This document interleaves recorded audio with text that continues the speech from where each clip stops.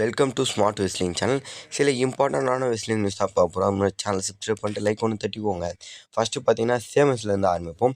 CMS கடந்த கொஞ்ச நாளாகவே கொஞ்ச நாளாக இல்லை, சில வருடங்களாகவே அவருக்கு சரியான ஸ்டோரி லைன் இல்லை, ஒன்றும் இல்லை. அப்படியே நார்மல் மேட்ச்சில் சண்டை போட்டாலும் இன்ஜுரி ஆகிடுது. அப்போ இருந்த மாதிரி இல்லை. இந்த 2015, 16 அந்த டைமில் இருந்த சிஎம்எஸ் இப்போது கண்டிப்பாக இல்லைன்னு நினைக்கணும்.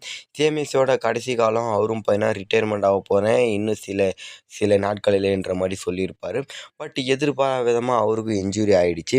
இப்போது கிட்டத்தட்ட இவரும் பார்த்திங்கன்னா தொடர்ந்து கண்டினியூஸாக வெஸ்டர்மினியா 39, 40, 41, இப்போ 42 அது வரையும் 49 கூட இருந்தாரா என்னன்னு தெரியல. அதான் இல்லை.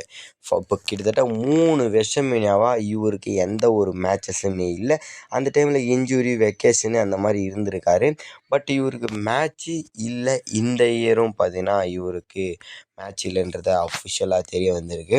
ஏன்னா இவர் இப்போதைக்கு இல்லை, சில மந்த்துக்கு முன்னாடி இன்ஜுரி ஆச்சுன்ற மாதிரி சொல்லியிருந்தாங்க. அதனால் ரிட்டர்ன் பண்ணுவான்னு பார்த்தோம், ரிட்டர்னும் பண்ணலை. இன்ஜுரி கிளியர் ஆகி க்ளீனாக இருந்தாலும் வரமாட்டார். ஏன் சொல்லுங்கள், இருக்கிறவங்களுக்கே ஸ்டோரி இல்லை, இவரை கொண்டு வந்து எங்கே என்ன பண்ணுறதுன்னு தெரியாமல் இருக்கானுங்களாமா WWE. அதுக்கு அடுத்து வந்து பார்த்தீங்கன்னா மெயினான விஷயம், இந்த டைமு 2 டேக் டைட்டில்ஸுமே வெஸ்டர்மினியாவில் டிஃபெண்ட் ஆகலை. என்ன ப்ரோ சொல்கிற? ஆமாங்க, சீரியஸ்லி இது பார்த்தீங்கன்னா யாருமே எதிர்பார்க்காத ஒரு விஷயந்தான். இந்த டைம் வெஸ்டர்மினியா 42ல் டேக் டைட்டில்ஸ் டிஃபெண்ட் ஆகலை. அதுக்கு முன்னாடி மண்டே நைட் ராலே டிஃபெண்ட் பண்ணி சாம்பியன்ஷிப்பு கை மாறிடுச்சு. முன்னாலே 2-3 மண்டே நைட் ராக்கு முன்னாடி. இங்கே இந்த ராவில் இருக்க, ஸ்மாக்டவுனில் இருக்க டேக் டீம் சாம்பியன்காரங்களுக்கு மேட்ச் இருக்குது. டேக் டைட்டில்ஸ் இல்லை, ட்ரிபிள் த்ரெட் மேட்ச் இருக்குது. அந்த மாதிரி ஸ்மாக்டவுனில் இருக்கவங்களுக்கு மேட்ச்சே இல்லைன்ற மாதிரி தான் இருக்குது. வேணும்னா கிட்டத்தில் இந்த ஸ்மாக்டவுனில் ஏதாவது சாம்பியன்ஷிப் டிஃபெண்டிங் பண்ணுற மாதிரி இருக்கலாம். பட் இங்கே சாம்பியன்ஷிப்பு ஆப்பர்ச்சுனிட்டி இல்லைன்றது தான் கொஞ்சம் வருத்தமான விஷயம். எந்த இயருமே வெஸ்டர்மினியாவில் டேக் டைட்டில்ஸ் டிஃபெண்டிங் ஆகாமல் இருக்காது.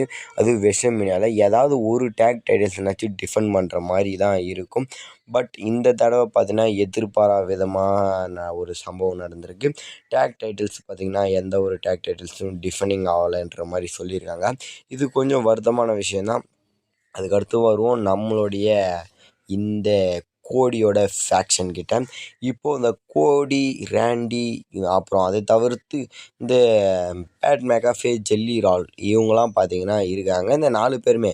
அதுக்கடுத்து பேக்லாஷ் நடக்கும்ல, இந்த மே மாதம் தான் வெஸ்டர்மினியா முடிஞ்சதுக்கப்புறம் ஒரு பேப்பர் நடக்கும்ல, அதில் பார்த்திங்கன்னா இந்த மேட்ச்சை வைக்கிறதுக்கு வாய்ப்பு இருக்குது. ஏன்னா இப்போ ஜெல்லி ரோலும் கோடி பக்கம் இருக்கார், பேட் மெக்காஃபே, ரேண்டி பக்கம் இருக்கார். சாம்பியன்ஷிப் யார் பக்கம் போனாலும் அதுக்கடுத்து இவங்களுக்குள்ள 2 vs 2 மேட்ச் நடக்கிறதுக்கு வாய்ப்பு இருக்குது.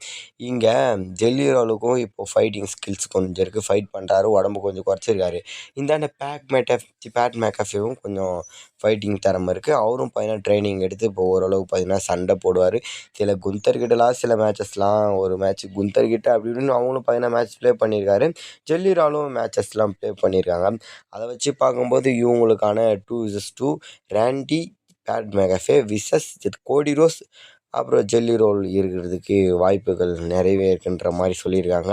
அதுவும் இந்த வெஸ்டர்மினியா முடிஞ்சு இதுக்கான வாய்ப்பு நிறையவே தான் இருக்குது. அதுக்கடுத்து வரும் ராக் ஆர் கெவின் ஓவன்ஸ். இது என்ன ப்ரோ, இதில் பார்த்துருப்பீங்கன்னு நினைக்கிறேன் போஸ்டரில்.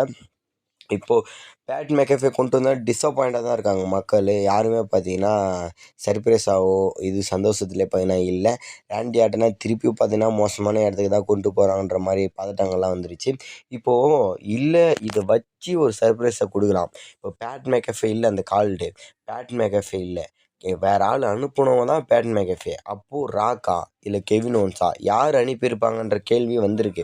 இப்போ கெவின் ஓவன்ஸ், ராக் இவங்க 2 பேர்த்தில் தான் யாரோ ஆள் அனுப்புனாங்கன்ற மாதிரி இப்போது திடுக்கிடும் ஒரு ரூமர் வந்திருக்கு. என்னை பொறுத்தவரைக்கும் இல்லை, பேட் மெக்காஃபே கிட்ட தான் அவர் பேசினான்னு நான் நினைக்கிறேன். WWE வேணும்னா இன்னும் கொஞ்சம் ஹைப் ஏற்றணும், இன்னும் கொஞ்சம் சர்ப்ரைஸ் கொடுக்கணும், இப்படியே விட்டா அவ்வளோ நல்லா இருக்காதுன்ற மாதிரி யோசித்தாங்கன்னா கண்டிப்பாக பார்த்தீங்கன்னா கெவின் ஓவன்ஸ்னாச்சும் கொண்டு வரலாம், இல்லை ராக்கனாச்சும் கொண்டு வரலாம். ராக்கை கொண்டு வந்தால் நல்லாயிருக்கும், டாப் லெவலில் போயிடும். கெவின் ஓவன்ஸு கொண்டு வந்தாலும் தரமாக தான் இருக்கும். பார்க்கலாம். ஆக மொத்தம் எதிர்பார்க்காதீங்க. இயல்பாக பார்த்தீங்கன்னா நடத்துனாங்கன்னா சந்தோஷம்னு நினச்சிக்கோங்க, நடத்தலைன்னா இட்ஸ் ஓகேன்னு நினச்சிக்கோங்க. மற்றபடி அவங்க WWE நம்ம திட்டுறதோ கை ஊற்றுறதோ அவனுக்கு ஒன்றும் மாற்ற போகிறதில்ல. அவ்வளோதாங்க. சேனலை சப்ஸ்கிரைப் பண்ணிட்டு லைக் ஒன்று தட்டி விட்டு பாருங்கள். நெக்ஸ்ட் ஒரு தரமான சந்திக்கலாம். Bye guys.